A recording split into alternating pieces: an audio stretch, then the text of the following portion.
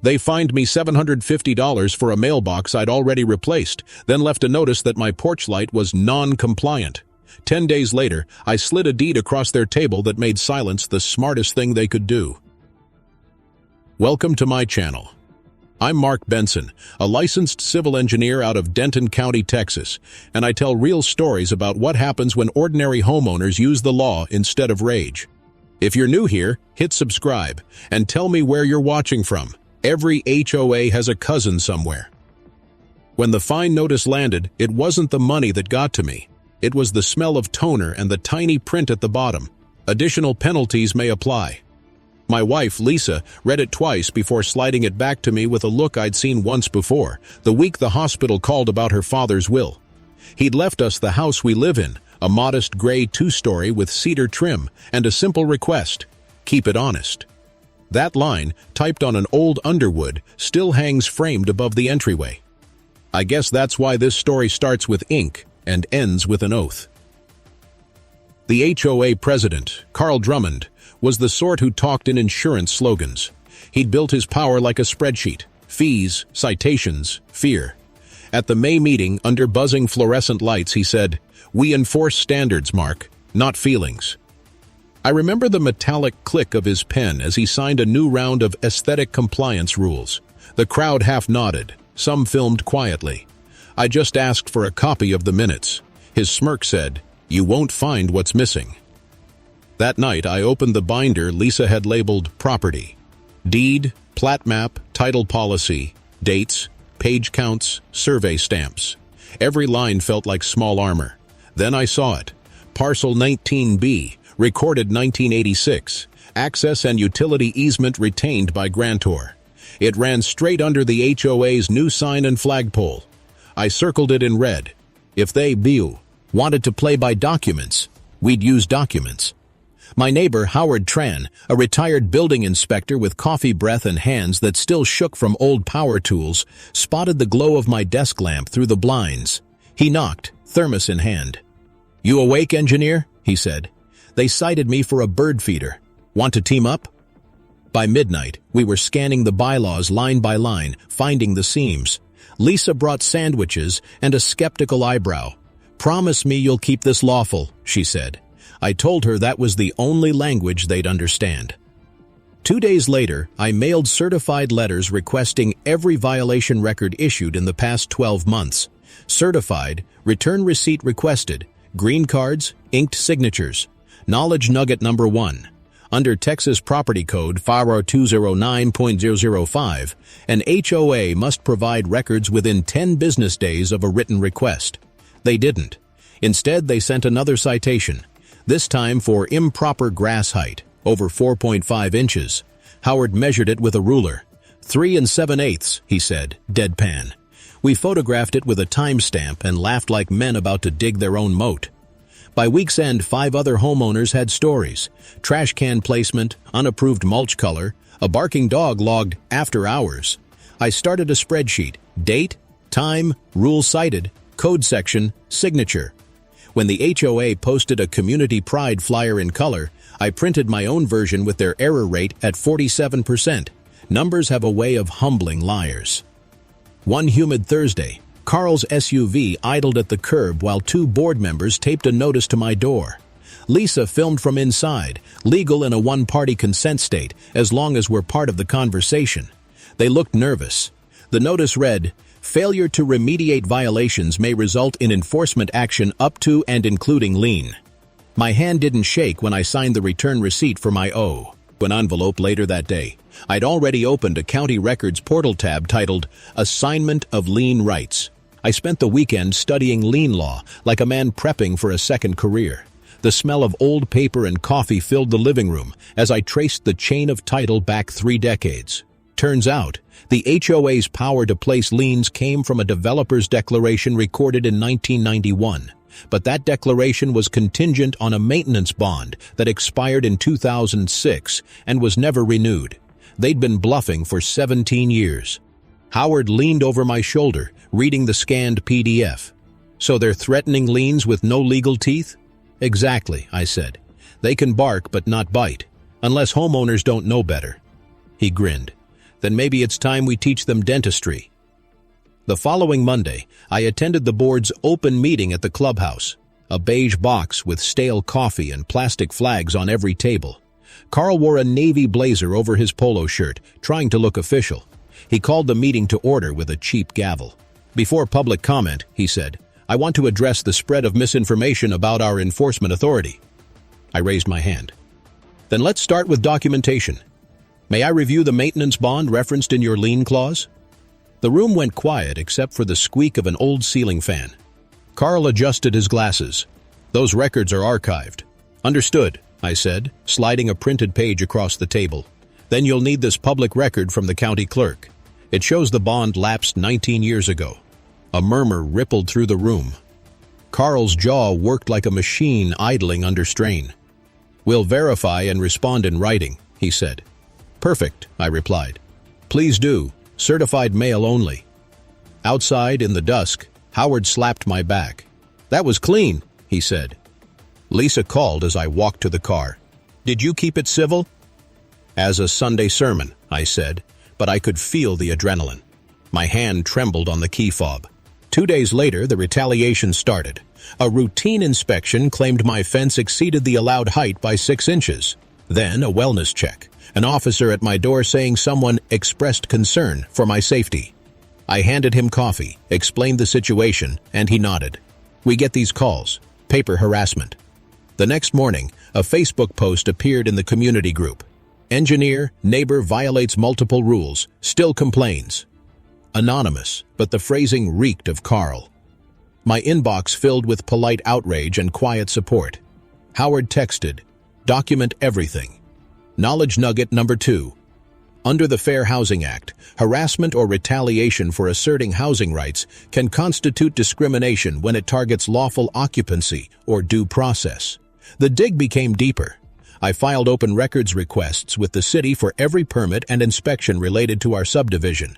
The clerk, a young woman named Jenna with pink-framed glasses, printed out a map showing the HOA's boundaries didn't match their filed plat. They'd been finding properties outside their jurisdiction, 12 homes, including Howard's.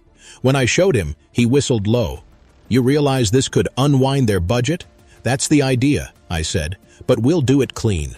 Midweek, I received a letter from their attorney, a man named Kincaid, full of legalese and intimidation. I read it twice, underlining every vague threat. Then I noticed his signature block, Counsel for Drummond Properties, LLC. That wasn't the HOA's name. It was Carl's development company. Conflict of interest, bright as a flare. Howard said, "You think the state cares about that?" "I think the insurance carrier will," I answered, scanning my notes. "And maybe the Attorney General's Consumer Division." Now came the part that demanded patience. I formed a small LLC, Eastview Access Holdings, with a silent partner, Howard's, his cousin, a notary. We purchased the strip of land beneath the HOA sign through the original easement rights, recorded under the 1986 plat, quietly, for $3,800 plus filing fees. The clerk stamped it without fanfare. I didn't tell anyone, not yet. The ink was still drying when another citation hit my mailbox. Unapproved exterior lighting, $150 fine. Lisa read it, sighed, and said, "I can't tell if they're stupid or scared." "Both," I said, "and scared people make noise before they fall." Early Friday morning, I drove past the clubhouse. The sun caught the metal letters of their precious sign, property they now stood on without legal right. My right. I smiled at the thought but didn't stop. Timing mattered.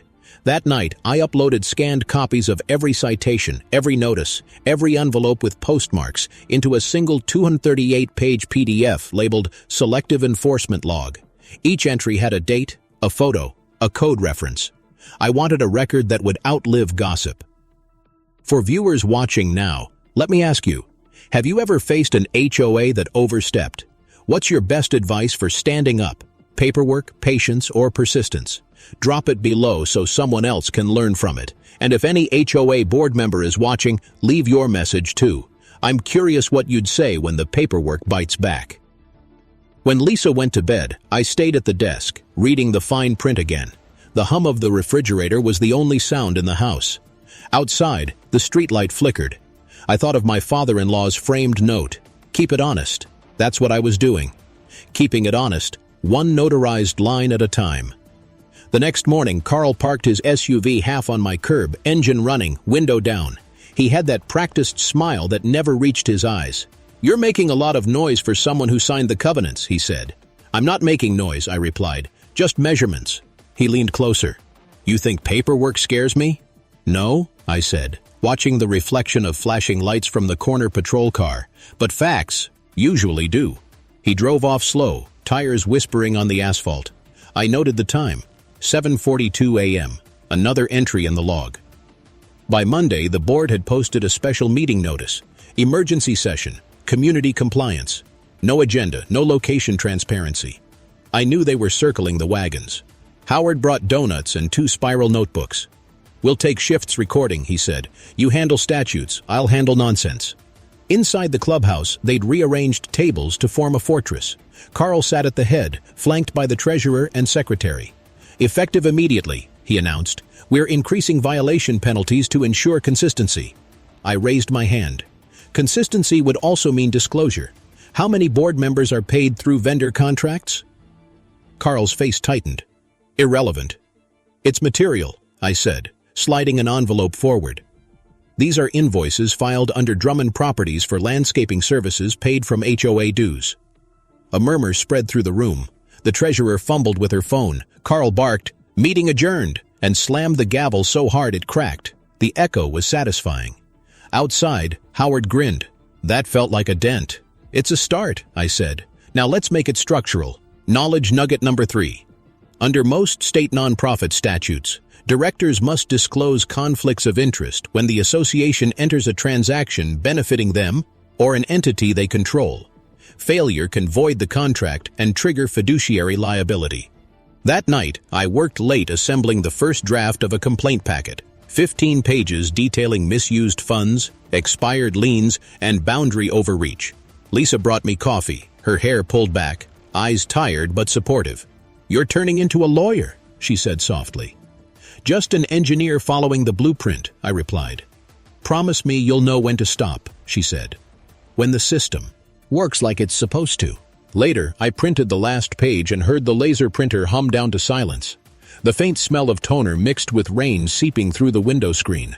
My fingers were smudged black, like I'd been working under a car instead of inside a law. The next day, I drove to the county administration building. The marble lobby echoed with footsteps and bureaucracy.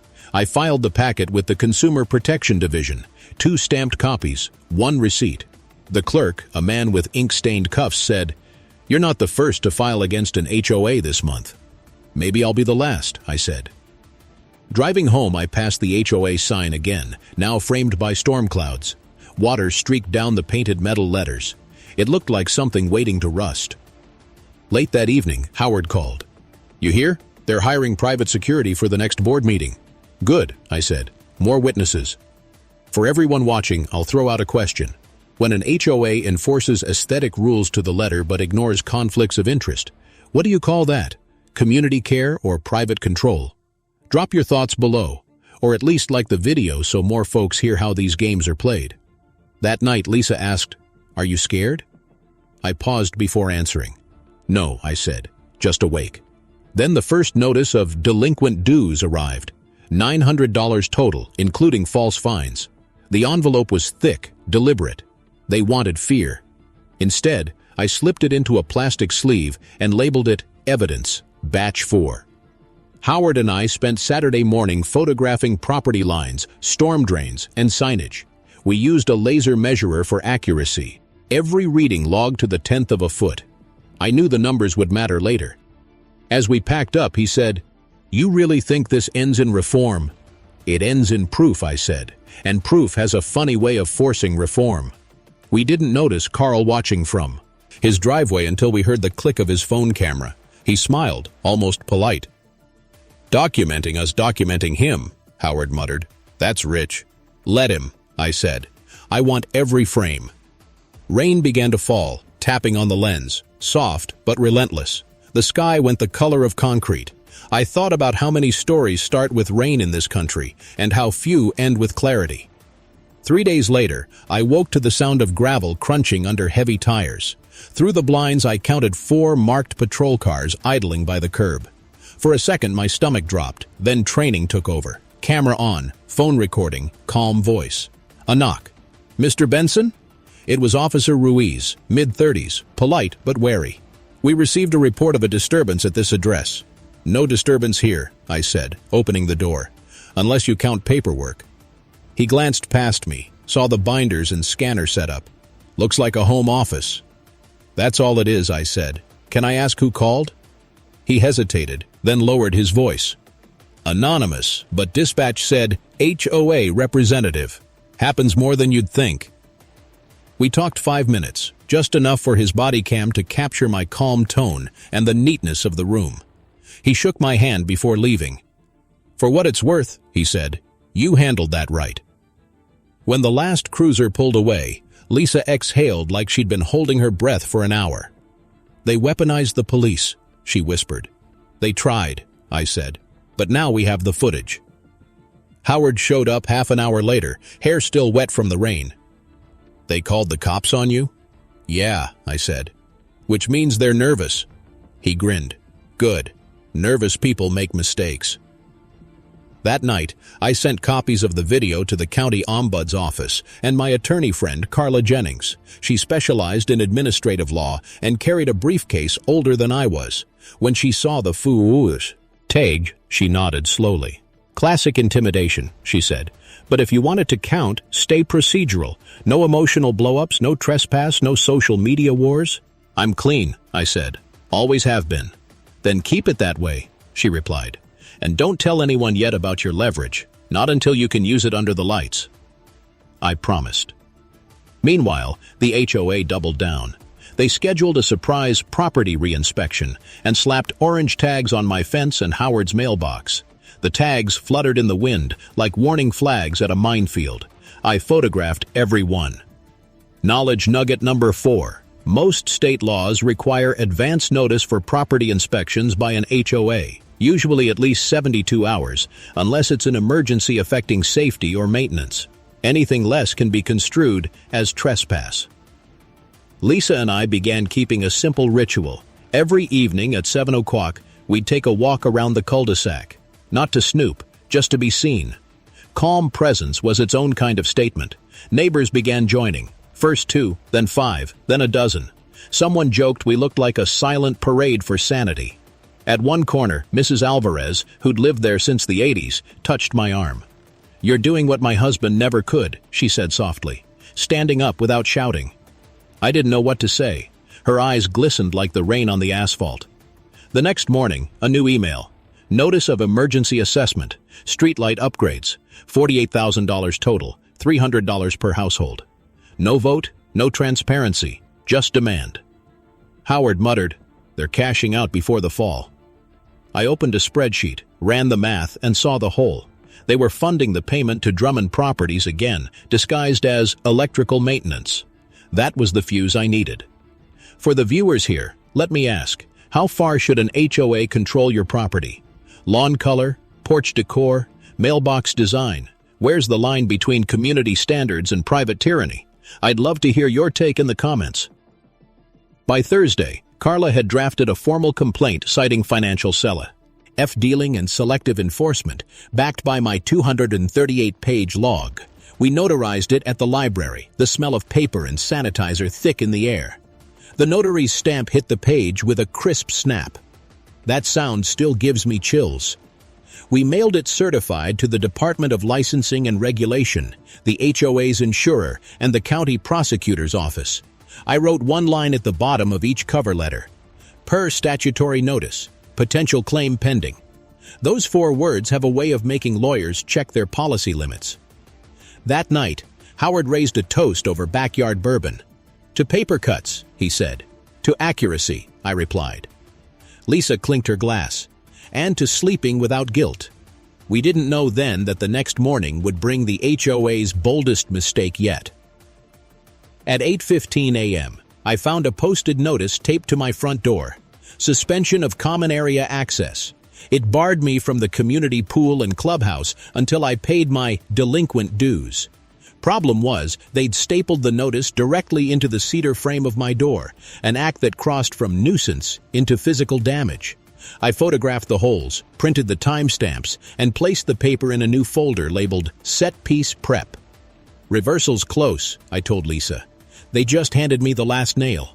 By Saturday morning, the entire neighborhood buzzed with rumor. Someone had posted on Nextdoor that I was banned from community amenities for harassment. The post had Carl's polished phrasing all over it, short sentences, moral undertones, zero facts. Lisa wanted me to respond. I told her no. "Let the silence work," I said. "Every liar needs their echo. Don't give them ours." Instead, I spent the weekend preparing the stage. Carla called it controlled exposure. She said, "You're building a record for neutral eyes. Don't rush. They're about to rush themselves right off a cliff." Still the harassment. Turned theatrical. Sunday morning, 2 board members followed Lisa and me down the sidewalk, clipboards in hand, pretending to measure distances between mailboxes. Monday, an anonymous tip led to a noise complaint about Howard's lawnmower. Tuesday, a compliance survey appeared in everyone's mailbox with leading questions like, "Do you feel safe around dissenting residents?" We documented every one. Time, date, GPS stamp, and photo, because the truth ages well when refrigerated in evidence. But fear doesn't always obey logic. That Tuesday night, I found Lisa sitting at the kitchen table, hands wrapped around a mug gone cold. "Mark," she said quietly, "what if they try to take the house? I mean, lien or not, they could drag it into court, right?" I knelt beside her. "They can file whatever they want. Doesn't mean they win. We're on the side of the record, not emotion." She smiled weakly. "You sound like him." "Who?" "My dad," she said, "right before he fought the bank and won." It hit me then that this wasn't about pride. It was about inheritance. Not money, but principle. 2 days later, Howard knocked, face serious. "You might want to see this." He handed me a photocopy of a letter he'd found taped to the community bulletin board. It was printed on HOA letterhead and accused me of fraudulent misrepresentation and malicious interference. It was signed, poorly, forged, by the HOA's lawyer, Kincaid. Carla laughed when she saw it. "Forgery's a felony," she said. "That's your checkmate piece. Don't play it yet." We waited. The HOA scheduled its next open meeting for Thursday at 6 p.m. I knew Carl would be there, ready to grandstand. That afternoon, rain rolled in thick and metallic, thunder making the windows hum. I printed one more copy of the easement deed, the one giving Eastview Access Holdings ownership of the strip of land beneath the HOA sign. I placed it in a sealed manila envelope with a yellow sticky note. For public record. The meeting room was packed. The smell of damp clothes, tension, and burnt coffee filled the air. Carl sat at the table, his tie knotted too tight, face red with self-importance. "Before public comment," he said, "we must address recent misinformation being spread online by certain residents." I raised my hand. "Permission to speak?" "You'll have your 3 minutes," he snapped. "I'll only need 1. I stepped forward, envelope in hand. "Carl, could you confirm the HOA owns the land this clubhouse sits on?" He smiled. "Of course. It's in our charter." "Interesting," I said, opening the envelope and sliding out the deed.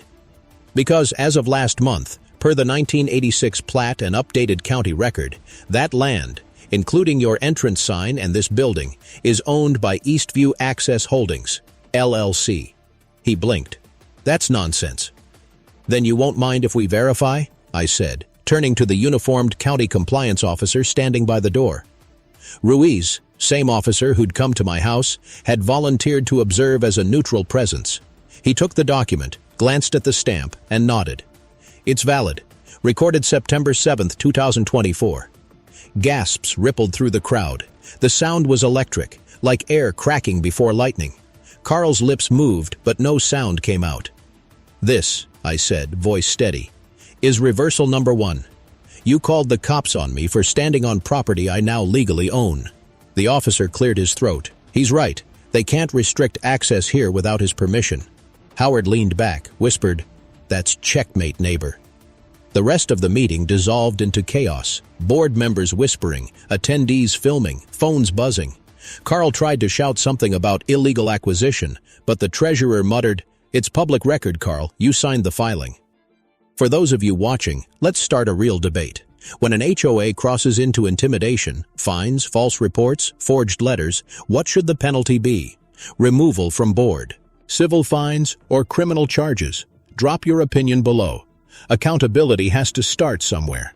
As the crowd thinned, I gathered my papers. Ruiz gave a small nod. "Good work, Benson. You kept it by the book." "Only way I know how," I said. Back home, Lisa met me at the door, hair damp, eyes searching mine. "It's over?" "Partly," I said. "Now we trade leverage for reform." The morning after the meeting felt like the air itself had exhaled. Neighbors waved again, some shyly, some with the quiet pride of people realizing they'd just watched a bully bleed power. Even the maintenance crew nodded as I passed. Word travels fast when paperwork beats arrogance. But victory has its echo.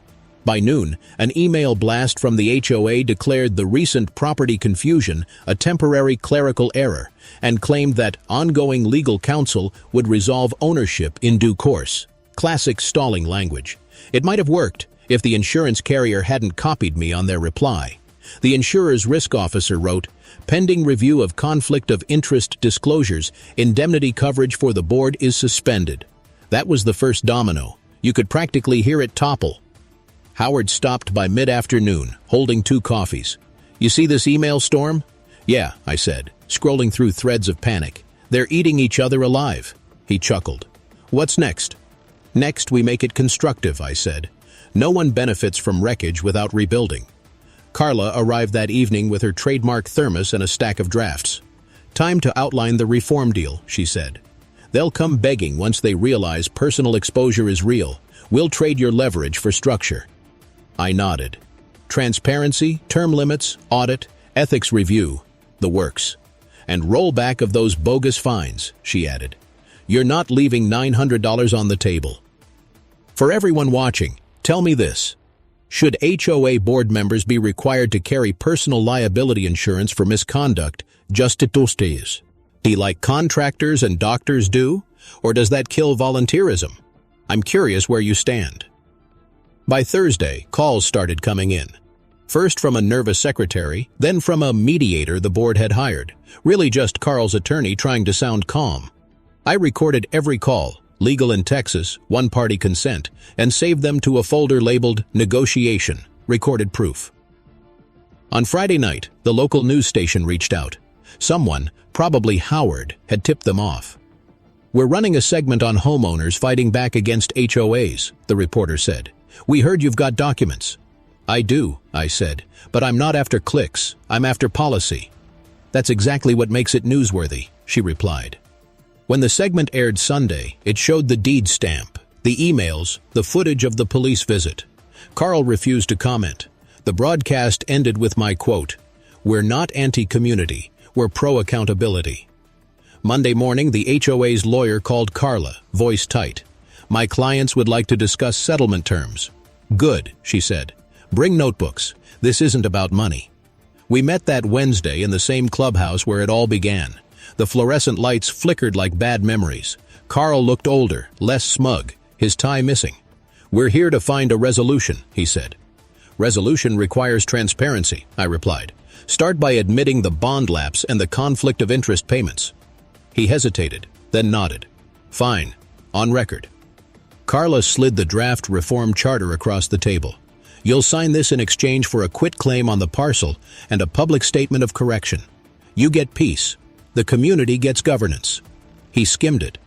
2-term limit for board seats, independent ethics committee with resident rotation, annual audit and publication of expenditures, open meeting recording allowed by default, 25% rollback on all prior year fines. Carl looked up. "You think people will forget?" "No," I said. "They'll remember, but they'll respect what comes next." He rubbed his temples, then sighed. "Give me until tomorrow." "You've got until noon," Carla said. "After that, this goes to the AG." He signed at 11:43 a.m. sharp. That evening, Lisa and I walked to the corner where the HOA sign stood. I had the quitclaim in my jacket pocket, warm from the day's heat. Rain was threatening again, heavy clouds rolling low. "You're really giving it back?" she asked. "Ownership's not the point," I said. "Order is." We walked home in silence except for the hum of cicadas. On the porch, she stopped me. "You did what he couldn't. My dad. You turned anger into reform." I smiled. He taught me the blueprint. Inside, the fax machine hummed as the last signed page came through. I watched the confirmation light blink green. The sound reminded me of that first night, the smell of toner, the small click of a stapler sealing something honest. By Friday morning, the signatures had circulated through the community like wildfire. What started as gossip turned into relief. Residents printed the new charter and taped it to fridge doors like proof of daylight after years of fog. Carl's resignation came through in an email timed at 2:07 a.m., short, defensive, and unsigned at the bottom. The domino collapse had begun. The next day, the treasurer called a special audit session. I attended quietly, sitting in the back with Howard and Mrs. Alvarez. The independent accountant they'd hired read the numbers out loud, his voice flat as sandpaper. Unauthorized payments to Drummond Properties, $38,000. Duplicate reimbursements, $4,200. Uncollected late fees forgiven selectively, $6,300. He paused, then looked up. Your books, frankly, were cooked. Carl's allies didn't stay to hear the rest. One by one, they walked out. The room smelled of sweat, burnt coffee, and cheap ink. A battlefield disguised as a budget meeting. I took the microphone when it was over. No one here wins by humiliation, I said. We win when we can look at a ledger and trust the math again. Howard whispered, "You should run for president." Not my style, I said. I like things that stay built. That afternoon, the local paper ran a follow-up titled, HOA Overhaul After Property Scandal. They quoted Carla about accountability and quoted me about balance. The photo showed the cracked gavel from that first night, a perfect thumbnail if you looked at it long enough. 2 days later, Officer Ruiz stopped by on his patrol. He leaned on the fence and grinned. "You made my job quieter." "Didn't mean to," I said. He laughed. "Quiet's good. Means justice worked before we had to." For everyone watching right now, let's open another debate. When private associations manage public-facing neighborhoods, should there be a state ethics board overseeing them? Or should residents handle it internally? Tell me how you'd draw that line, because this case proved what happens when no one's watching. Weeks passed, and the neighborhood started to breathe again. Kids played chalk games on sidewalks once patrolled for aesthetic violations. The new interim board posted transparent budgets and even a community ideas box beside the bulletin board.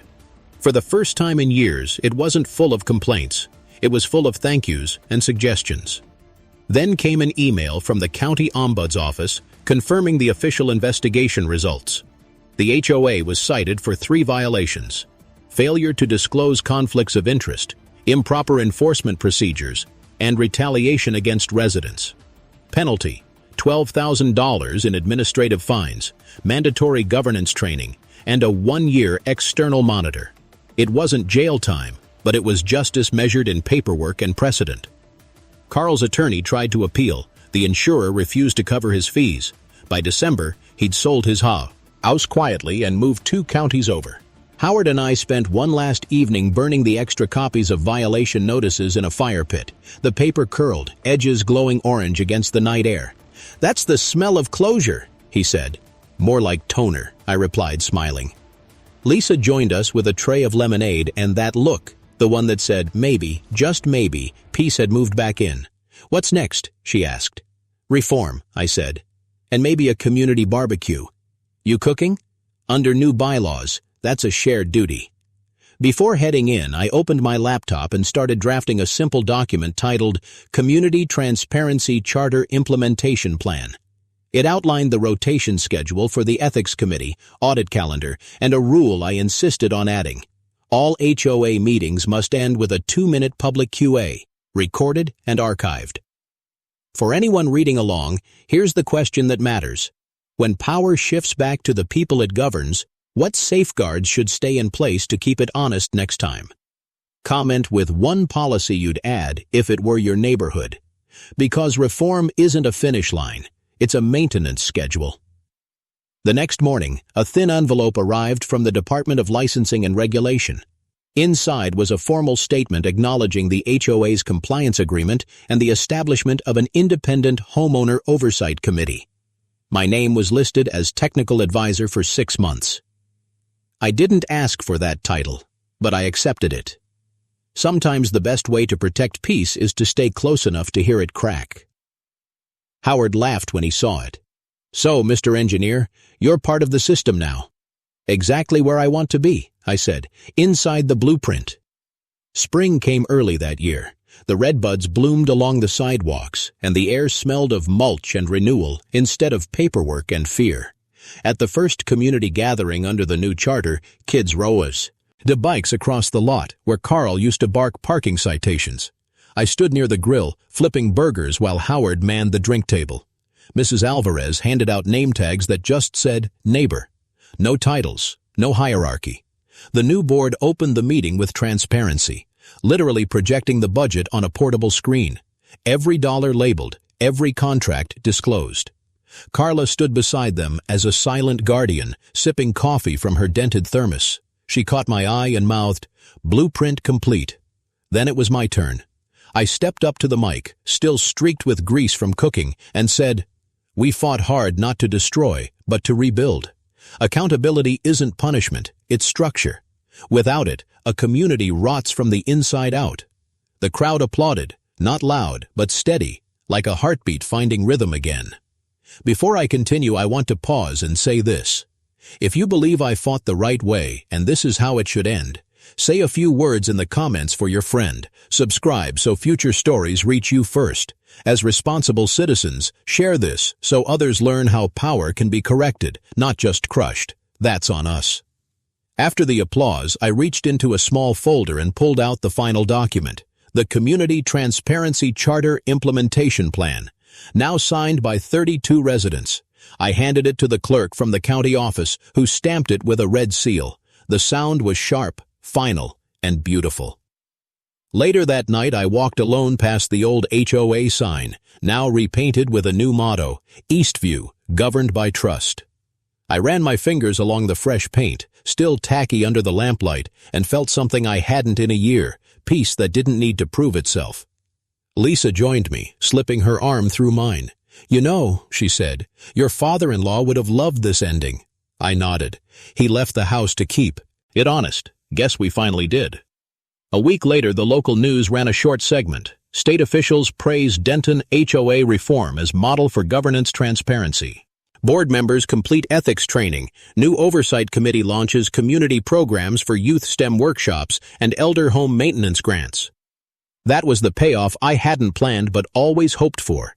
The community using what we built to give back. In the quiet after, I packed up my files, binders labeled evidence, notices, minutes.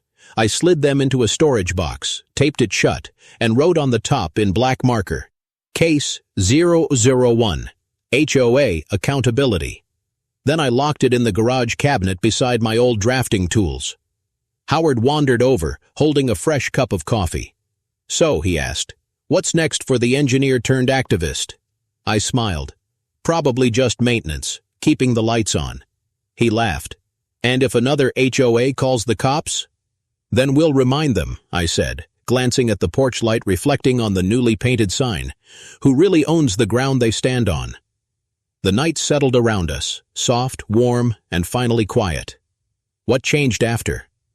Carl took a plea deal for filing false documents, probation, restitution, and community service landscaping, the very park he once tried to restrict.